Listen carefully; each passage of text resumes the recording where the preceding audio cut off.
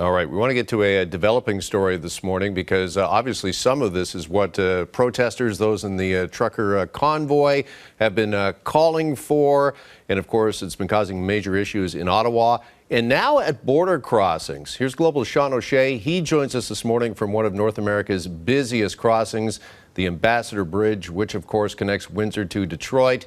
But not much getting through right now. Sean, good morning. And what is the latest where you're at?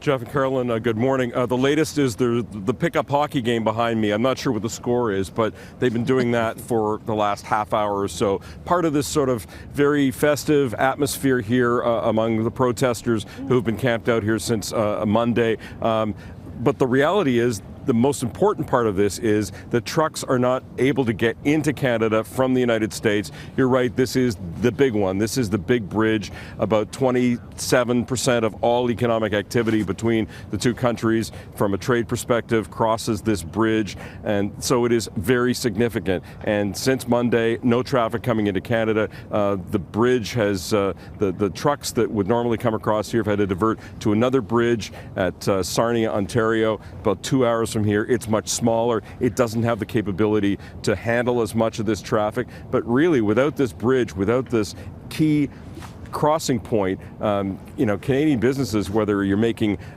cars, whether you're stocking grocery shelves, whether you're bringing in medical supplies, most of this stuff comes across this bridge, and these protesters, and they are relatively few in number, 40 or 50 trucks and 100 or so protesters, they've been able to shut it all down.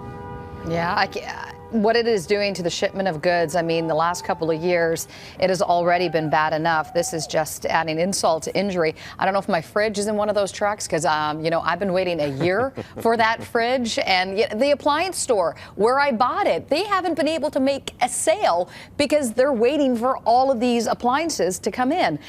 Okay. Similar blockade happening in Coutts, Alberta. Now, Sean, in light of today's developments in Alberta and Saskatchewan with the dropping of vaccine mandates and soon mask mandates, are the truckers at all talking about this advancement? Is this swaying any of them to wrap this up anytime soon? No, Carolyn, we talked to the protesters yesterday, and I'm going to be careful with my language because I'm getting emails from people saying, don't call these people truckers. And because a lot of the truckers who are waiting in line, they're the ones that are working and trying to make those deliveries and get your fridge and all that kind of stuff. But it doesn't make a difference. They told us yesterday they want mandates dropped. They want them dropped right now. Nothing is fast enough. And so, they're equipped enough to be able to stay here for a while.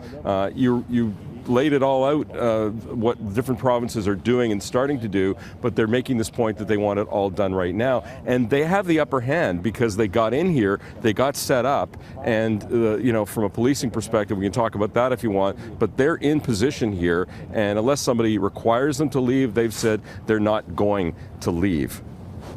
All right, Sean O'Shea at the Ambassador Bridge for us this morning with the very latest. Sean, appreciate this. Thank you.